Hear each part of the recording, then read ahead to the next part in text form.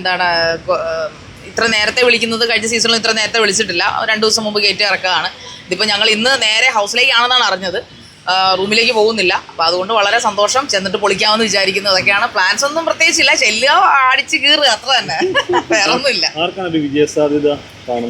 ഞാൻ അന്നൊന്നും ഒറ്റ കാര്യം പറയാനുള്ളൂ. എനിക്ക് ഇപ്രാവശ്യം സീസണിലെ കണ്ടസ്റ്റൻസിനെ ഒന്നും അത്ര ഇഷ്ടപ്പെട്ടില്ല. ഞാൻ ഔട്ടായതുകൊണ്ട് പറയല്ല, ജെനുവിൻലി കഴിഞ്ഞ സീസണൊക്കെ വെച്ച് കമ്പയർ നോക്കുമ്പോൾ ഈ സീസണിലെ കണ്ടസ്റ്റൻസ് കുറച്ച് അനുസരണക്കേടും കുറച്ച് പ്രശ്നങ്ങൾ കൂടി ഉദ്ദേശിച്ച കാര്യങ്ങൾ ബിഗ് ബോസ് എന്താണ് ഉദ്ദേശിച്ചത് അത് കറക്റ്റായിട്ട് പുറത്തു കൊണ്ടുവരാൻ അവർക്ക് സാധിച്ചിട്ടില്ല.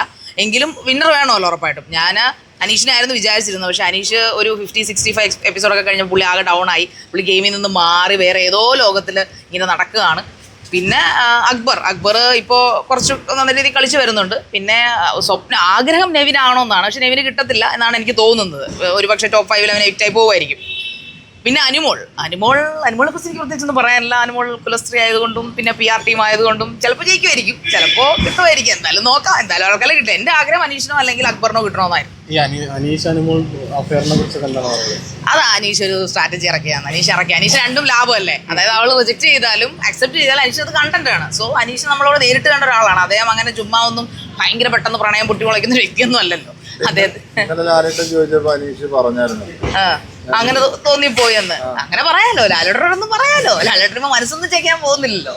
അപ്പം സ്ട്രാറ്റജി ആണെന്നാണ് എനിക്ക് തോന്നിയത്. എനിക്കതൊരു തമാശയും ഒരു കളിയാക്കലും ഒക്കെ ആയിട്ട് തോന്നിയത്. പിന്നെ അനുമോൾ അവൾ അതിലും വലിയ മിടുക്കിയായതുകൊണ്ട് അവൾ അതിവിദഗ്ധമായിട്ട് അത് കറക്റ്റായിട്ട് അത് പിന്നെ എന്താ പറയുന്നത് സ്റ്റോപ്പ് ചെയ്യിപ്പിച്ചു എന്നുള്ളതാണ്. അത് നല്ല കാര്യം. എന്തായാലും അവർക്കതൊരു കണ്ടന്റ് കിട്ടിയില്ലേ, ആഘോഷിക്കാൻ ഒരു കണ്ടന്റ് കിട്ടി. ഈ സീസണിനെ പറ്റി പറയുമ്പോൾ PR-നെ പറ്റി ഭയങ്കരമായിട്ട് പറയുന്നു.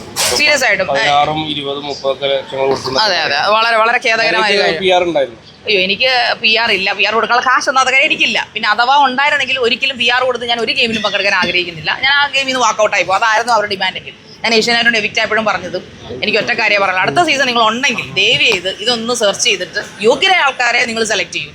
കോമണേഴ്സിന് എടുത്താൽ മതി. PR ഇല്ലാതെ കളിക്കുന്നവർ കൊടുക്കട്ടെ. ജനങ്ങളുടെ ഇഷ്ടത്തിന് വിട്ടുകൊടുക്കുക.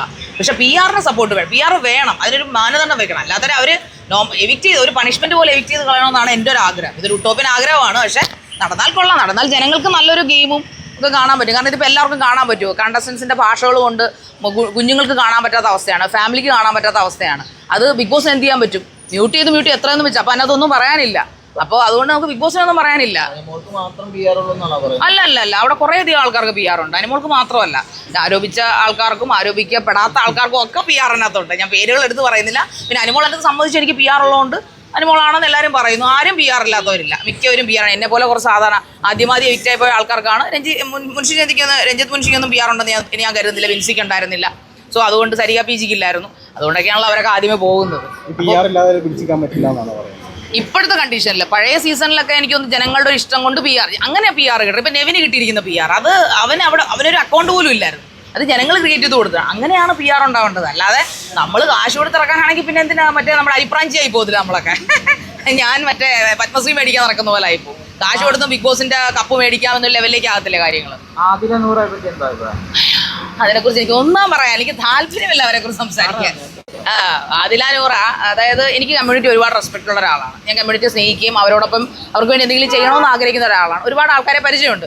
അതിലവർ അങ്ങനെ റെസ്പെക്ട് ചെയ്ത ഒരാളാണ്. ആസ് എ പേഴ്സണൽ നില എനിക്ക് യാതൊരു തരത്തിലും താല്പര്യമില്ല. നമുക്ക് ഒരിക്കലും എൻ്റർടൈൻ ചെയ്യാനോ അല്ലെങ്കിൽ സംസാരിക്കാനോ കൊള്ളാത്തൊരു തരത്തിൽ വ്യക്തിത്വത്തിന് ഉടമയാണ് അവർ. ഇനി അവർ പുറത്തിറങ്ങി അങ്ങനെ അല്ലെന്ന് അവർ പ്രൂവ് ചെയ്യട്ടെ, അത്രേ ഉള്ളൂ. വിഷയത്തില് ഒരു ലക്ഷ്മിയുടെ ഓൺലൈൻ ചാനലിന് ഇന്റർവ്യൂ എടുത്ത സമയത്ത് ഒരു സ്റ്റേറ്റ്മെന്റ് പറഞ്ഞായിരുന്നു. അറിഞ്ഞായിരുന്നു സംഭവം? ഇല്ല, അറിഞ്ഞില്ല.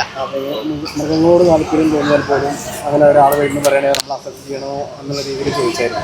അത് ലക്ഷ്മിയുടെ മാത്രം ഒരു താല്പര്യം പറഞ്ഞല്ലേ. അത് അവർക്ക് ഇപ്പം ഞാൻ ചോദിക്കട്ടെ, നമ്മൾ കമ്മ്യൂണിറ്റി അക്സെപ്റ്റ് ചെയ്യുന്ന പോലെ അതിന് എതിർക്കുന്ന ആൾക്കാരെ നമ്മൾ അക്സെപ്റ്റ് ചെയ്യണം. ഇപ്പം ഞാൻ കമ്മ്യൂണിറ്റി എൻ്റെ വീട്ടിൽ കയറ്റും, അല്ലെങ്കിൽ ഈ LGBTQ ആൾക്കാർ എൻ്റെ വീട്ടിൽ ഞാൻ കയറ്റുന്നത് എനിക്ക് പ്രശ്നമില്ല. പക്ഷെ അത് കയറ്റാൻ താല്പര്യമില്ലാത്ത ഒരു പറ്റം ജനങ്ങളൂടെ ഉണ്ട്. നമ്മൾ അവരുടെ ഫീലിങ്സിനെ മാനിക്കണം. അല്ലാതെ അത് നിങ്ങൾ പുരോഗമന ചിന്താഗതി ഇല്ലാത്തവരാണ് അങ്ങനെ കയറ്റണം എന്ന് പറഞ്ഞാൽ അവരെ നമുക്ക് മാറ്റി നിർത്താൻ പറ്റില്ല. അവർ മനുഷ്യരാണ്, അവർക്ക് അത് എക്സ്പീരിയൻസ് ചെയ്യാൻ പാടുണ്ടാവും. അത് നമ്മൾ റെസ്പെക്ട് ചെയ്യട്ടെ, ഡെഫിനറ്റ്ലി റെസ്പെക്ട് ചെയ്യണം. അത്രേ ഉള്ളൂ പറയാം.